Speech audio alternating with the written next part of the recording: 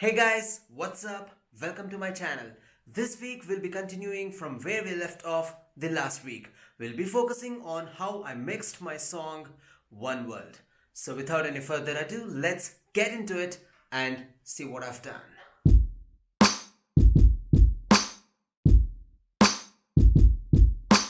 Okay guys, so now we have opened up our mixing project file. Well, on a first glance, it really doesn't look like a mixing project file because it pretty much looks like the regular arrangement project file. Let me just open this. Here we go. Now this is better, right? It looks pretty much like a mixing console. So here you can see a number of plugins that I have used. As you can see here, the most common thing I have used, equalization, EQ as you call it. Well, you would actually be ending up using EQ a lot when you mix song yourself. That is what I learned and that is what I ended up doing myself.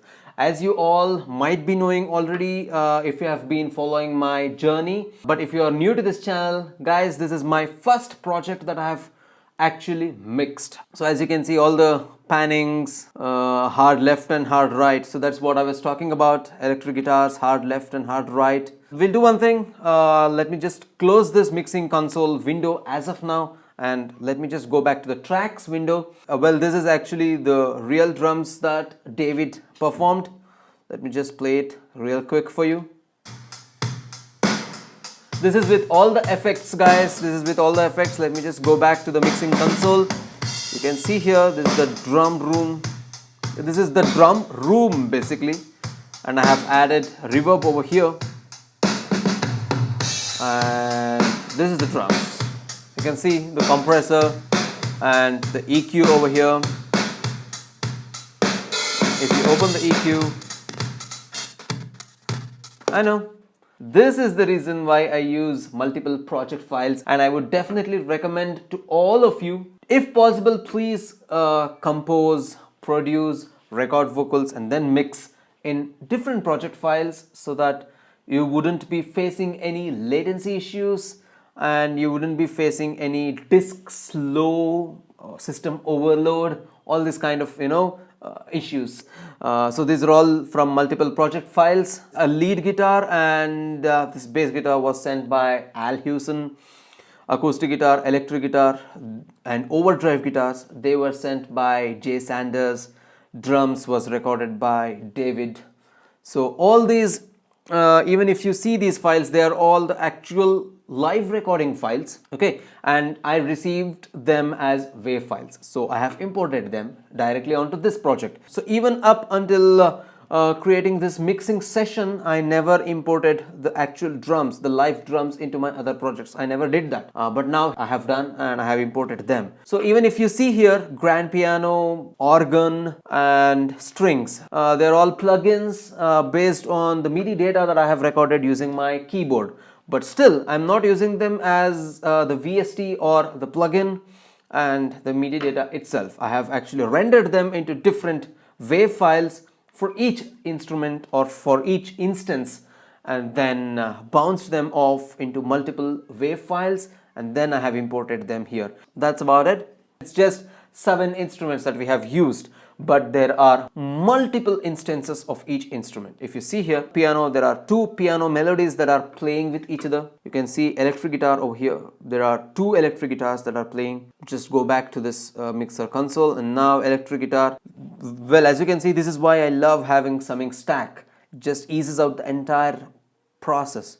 If I want to see what's in that, I'll just have to click this small triangle over there and then it opens up everything. You can see here it's minus 64 and plus 63. So these, everything you'll have to plan once you are actually composing and once you are arranging and producing the track, because I could have actually duplicated the entire the single recording into a right channel as well, but I wouldn't recommend doing that because it'll create many phasing issues and all those stuffs. But instead I actually told Jay Sanders to record the same melody, the same chords twice. That will help me in kind of having that stereo spread wide image in the song. What else do you want to see? This bass is again live. This harmonies, let me just come back to this harmonies and let me open that folder, summing stack.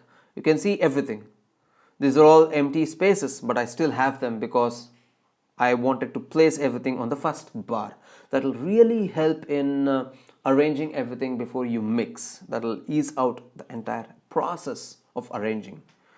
Let me go to the mixing console view, and here I can show you a number of things. Channel EQ is the most common thing that you see here. Once I open up the mixing console, you kind of see this similar thing going on here. This for piano, for organ, you kind of see the similar fashion that's going around. They all have a dip in the low end. That's because I really don't want to include the muddiness of each instrument. Nope, that's a big nope. So I have taken that out. Even in bass guitar, if you see, I have taken that out up until 54 Hertz, and then I have given it a little bump around 92 Hertz. I have given it a little bump. So that will help, taking off the muddiness but increasing the bass of the song. So that's what I have done. I'm really new to this mixing thing. There are many big gurus out there who have more knowledge than what I do, but just showing you guys what I have done. This might help you out in your sessions as well. That's the same kind of fashion I've followed in almost all the instruments. Even in electric guitar it's not showing here, but I have done it in these two files. See, I could have added the EQ on the summing stack instead of these two EQs, but I added these two EQs mainly because I wanted the left channel electric guitar to sound slightly different than the right channel electric guitar. And if you see here, there is difference in the equalization. And one thing I've used is this gain. If you see that, the only reason is I have inverted the phase. Okay, so on the drums I've used a compressor as well. On the compressors, most of the times what I've done is, I know many of you guys don't like using presets, and many people even feel that's not a good practice to kind of use presets. But I'm not using presets. I'm taking presets as a starting point. I've taken drum mix preset and I've tweaked it a little bit so that it sounds perfect to my ears. And you can see here I haven't added any effects like reverb, delay, nothing. Why? Simple. I have added them on sends, and you can see I have linked the bus on the sends over here. So this is having a B11. B11 has stereo delay and a space designer. So if you open that, see, again, this is again the same thing that I have done. I have used clear stage 2.0 clear stage as a starting point, and I've tweaked it a little. So that's about that. And even stereo delay, I've used that, tweaked a little bit. And so see, these are all the rooms that I've created. So most of the times when we use piano, organ, or any other MIDI instrument, they end up being dry. So I know we all have the tendency to kind of removing the reverb and everything, but at the end of the day we remove them, but we still add them artificially, because that artificial reverb is in our control and this room reverb is not in our control. And to sound more perfect, you need reverb, you need delay, you need echo in them. So I have added that for all these MIDI instruments, and even for the live instruments I have added everything over here. These are all the room simulations, the guitar room, guitar delay simulation, it's a electric guitar amplification, it's a bass amp. This is the vocal room simulation that I have done. It's a string room, it's an orchestral auditorium kind of a simulation that I have brought. And on the strings, if you see, I have even added tremolo effect. And let me solo this. Strings. This is the actual one without any tremolo.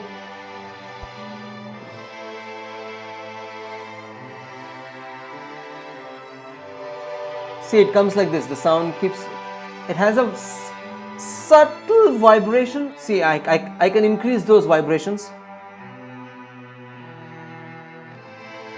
but I feel where I had kept it was at its best sounding position. And what do I have here now? Okay, let's start with vocals. I have used DSR, just finding out the SS, the frequency of SS, and then cutting it off. over here. That's what I've done. Cool. So here is the bass guitar. This is the bass guitar performed by Al Hewson. And then I added up some bass amp. I've used bass amp designer, pretty simple thing. I have added some compressor in that and some EQ. I've kind of increased the bass, decreased the treble, like giving it a boom effect into the bass guitar sound. And I've taken down, here you can see it, I've taken down the muddiness. I've taken down the highs as well, the lows and the highs. These are some frequencies which are not sounding good. I've taken them down as well. And a compressor as well. Again, there's a bass light. You can see this is again based off preset in the guitar section. So I've used that and tweaked it a little bit so that it sounds good. And then bus 6, what I have linked in the bus 6 is again one more EQ where I have taken down a little bit of mids and I've added some overdrive effect into this. Okay guys, quick thing, I just didn't realize that the camera SD card was full and I kept on and on. I was pretty much under the impression that my Osmo Pocket is recording, but it's 64 GB and I had it completely emptied before I started the shoot. But yeah, I used up all 64 GB I guess, and I found out that it wasn't recording a while later. You know, it was kind of waste of time and effort. Sad. But nonetheless, it's a new day guys, it's Thursday. I'll continue from where the camera had stopped recording the last week. So let's dive into my MacBook Pro. So you can see here overdrive guitar. This is basically overdrive left and overdrive right. So yes, I have got two different instances of overdrive. They are basically two different recordings, each panned hard left and hard right, so that we can increase the stereo image. So I'll do one thing, let me just solo these overdrive left and right. So this is how it's sounding.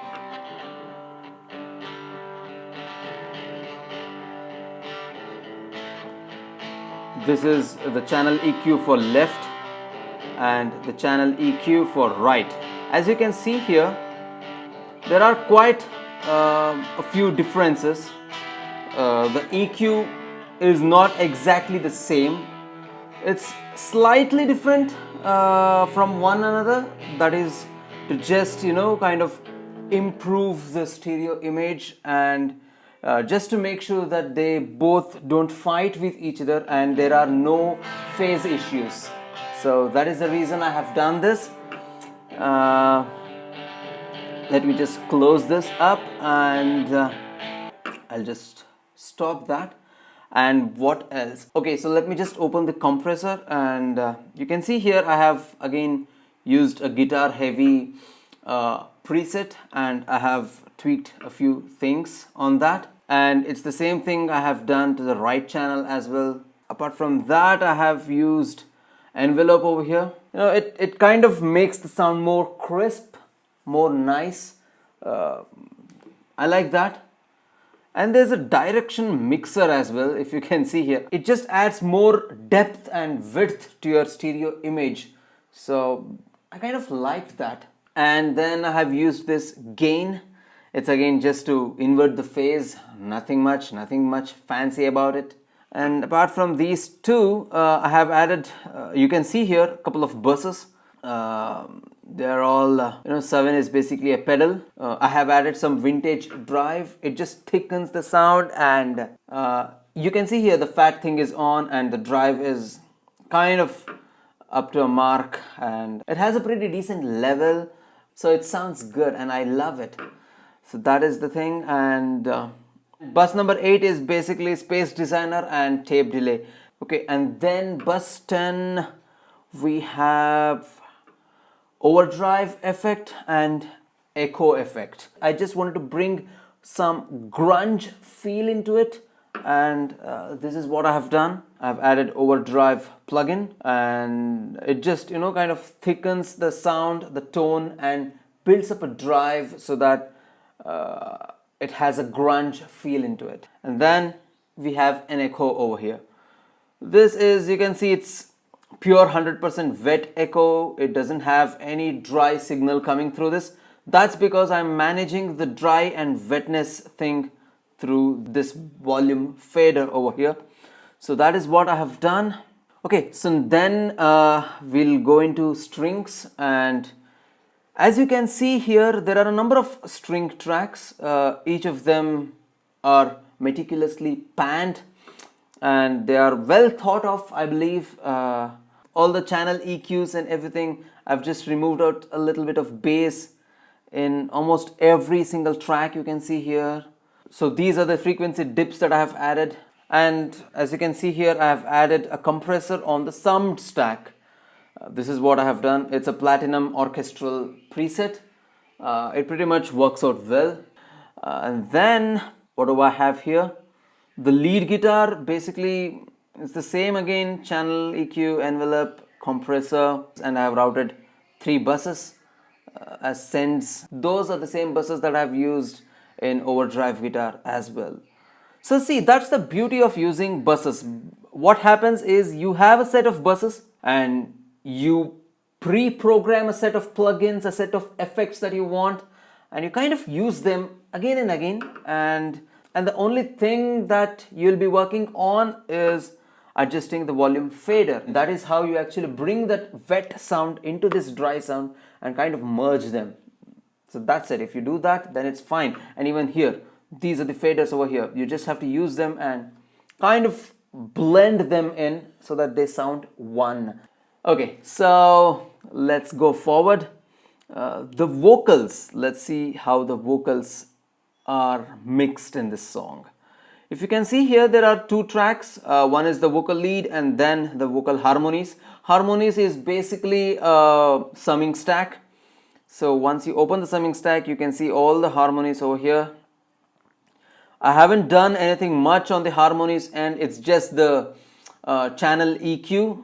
You can see I have rolled out all the sub bass frequencies. Let's focus on this, the summing stack. You can see here I have added some de-esser. I have added a compressor in this. So yes, having a summing stack is again a brilliant way to handle your resources, because when you have around 8 or 9 vocal tracks, you really don't want to add a compressor to each of those 9 tracks. You can just save all the resources by adding them all up in one summing stack and adding a compressor into that summing stack, and that'll solve 90% of your problems most of the times. Yes. Okay, so this is what I have done. I have used light vocal preset and tweaked it a little bit here and there just to fit to my taste. And then let's get into vocal lead track.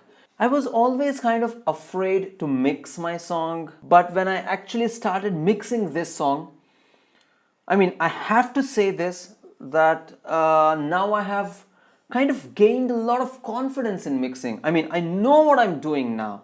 At least, even if not 100%, I know what I'm doing. And rest is just practice makes a man perfect, I believe. You can see here B11 and B12, those are the buses. B11 is again space designer and stereo delay. So then I have used a compressor on this. It's designed completely from scratch. There are no presets involved in this. That's because I kind of felt that it's my voice and I need to own it, and no preset would actually know what I would need for my voice. So then I have added exciter for organ. Okay, so there's one more thing that I want to show you guys. It's on this summing stack. I have actually added the ozone imager. And let's do one thing. We jump directly into the master track. So now we are on the stereo out, the master track. Let's open linear EQ. I have just used it to roll out the sub 20 Hertz frequency. That's it. Just to avoid some muddiness. And then a multipressor over here. These are all, I mean, I can go on explaining what each of these do, but that's gonna take a lot of time, guys. And again, I have added ozone imager over here on the master track to increase the stereo width of the song. Okay, and then this is the adaptive limiter. Just to make sure that the song doesn't clip, and I have set the out ceiling as -1 just to be on a safer side. And there's no gain over here, so usually you increase the gain if you want little more loudness in the song, but I felt it's perfect and I haven't done anything much over here. And then I have this multimeter. This is what I have been using throughout my mixing process to kind of keep an eye on my levels and whether the song is having any phasing issues or not. I'll just give you a glimpse of how this looks like. Here you go. These are the levels. This is the peak, RMS, LUFS. Okay guys, I think that's it to speak about this song. There's nothing much left out. If at all you need anything else to be explained in a more detailed fashion, do let me know, guys. I would love to pull it up in some other vlog in the coming weeks. Okay guys, so I think you have liked the content. I really hope so. If you have, please hit the like button, share it among your friends, and do hit the subscribe button if you are new over here, and ring the bell so that you will get notified each time I upload something new. Okay guys, so with that said, stay safe, stay home, and stay musical as always. Until next video, take care, peace.